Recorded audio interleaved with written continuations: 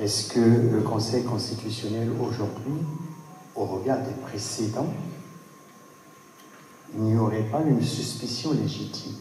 Devant les journalistes, activistes et les figures remarquables de la diaspora camerounaise au Salon Hoche, situé dans le 8e arrondissement de Paris, un parterre de 7 avocats africains, parmi lesquels Maître Augustin Gueffak du Cameroun et Djemal Taleb du barreau de Paris, apportent leur soutien au candidat Issa Chiroma ainsi qu'au peuple camerounais qui risque de faire face à une crise post-électorale sans précédent.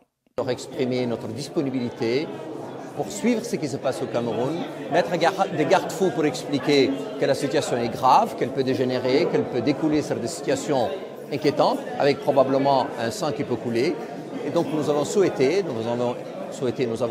tenu à exprimer notre solidarité, à les accompagner. Pendant 2 heures et demie d'échanges constructifs et de critiques, les questions se sont multipliées, parmi lesquelles celle de l'écrivaine franco-camerounaise Calixte Beyala, critique farouche du régime de Yaoundé. J'en suis très fière, j'en suis très reconnaissante. On voit bien que c'est toute l'Afrique et le monde qui se lève pour revendiquer la victoire d'Issa Chiroma, que nous ne sommes pas seuls. Il faut savoir que Issa Chiroma n'est plus Issa Chiroma. Issa Chiroma, c'est le Cameroun. Issa Chiroma, c'est notre voix à tous.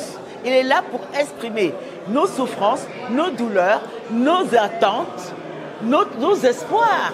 Issa Chiroma, c'est le Cameroun. Ce type d'initiative peut contribuer à faire prendre conscience à nos autorités que le monde les regarde, qu'il est très important de respecter la volonté des Camerounais. Et que là, quelque chose s'est mis en marche, on ne sait pas jusqu'où ça ira, et qu'ils ont quand même beaucoup de leviers entre leurs mains pour éviter des lendemains incertains au Cameroun. Au cours de cette conférence, une question revenait avec insistance.